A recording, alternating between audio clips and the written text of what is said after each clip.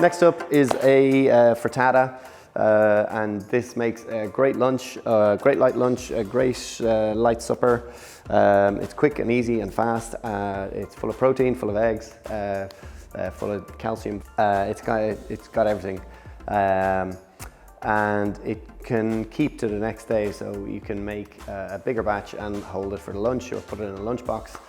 It travels well, so it's a good option for many reasons. So I've got some eggs, a little bit of cheese, just grated cheddar is fine, a couple of spuds and half an onion. You want to just start off by getting a pan kind of medium hot, and just let that heat up for a little bit. Pop a little bit of oil into the bottom and then just slice your onion by just going nice and slow.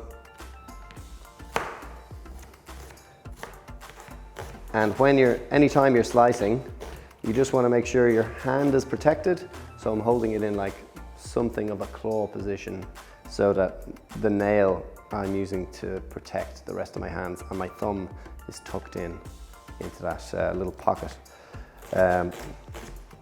Don't want any slips, and very important, use a sharp knife. If you use a sharp knife, you're less likely to cut yourself. Okay, so onions go into a pan, medium hot, and then they're just going to get a little bit soft, and we're going to slice the potatoes, and they can go into the pan as well. Whee.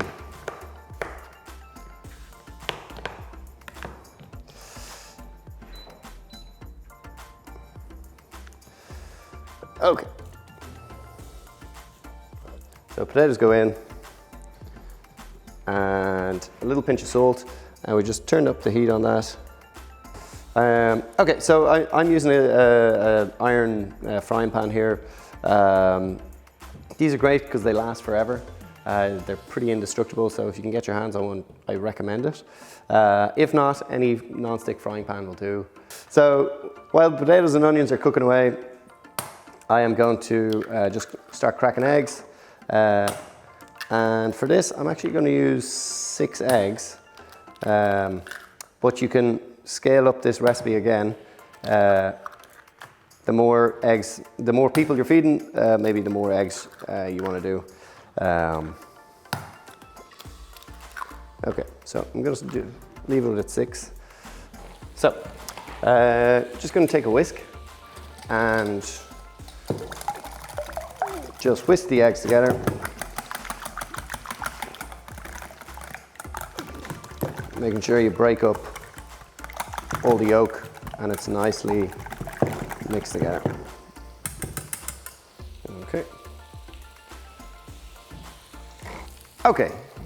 Okay, so my potatoes and onions have been cooking away for about 5-10 minutes.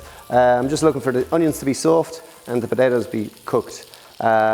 You can speed this whole process up by using potatoes left over from the night before. The type of potato you want to be using would lean too waxy, so like floury wouldn't really do it because they'll just start falling apart. Okay, my eggs are whisked and my onions and potatoes are cooked, and right now I'm just going to turn up the heat on the pan to get it like really hot. I'm just going to add another little splash of oil to make sure the eggs don't stick. And this is the only tricky part of the recipe, where you have to kind of pay attention to what you're doing.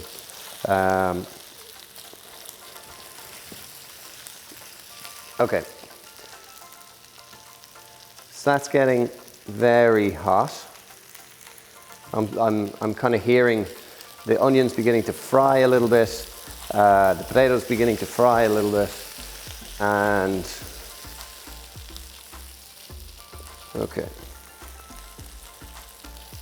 yeah, and just another little slick of oil, just because I don't want eggs sticking. Okay, so I'm going to tip all of the eggs into the potatoes. and I'm going to start scrambling the egg mix, but slowly by little.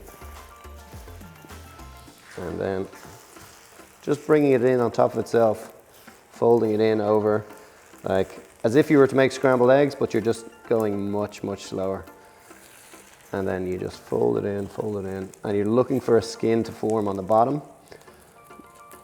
And then once it's kind of 3/4 of the way cooked,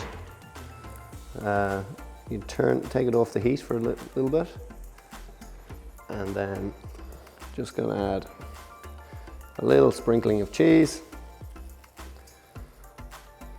Okay, so just take it off, finish with the cheese, and then you can just pop it under a grill, a hot grill, just to finish cooking the cheese and kind of get it a little gratinated a little bit.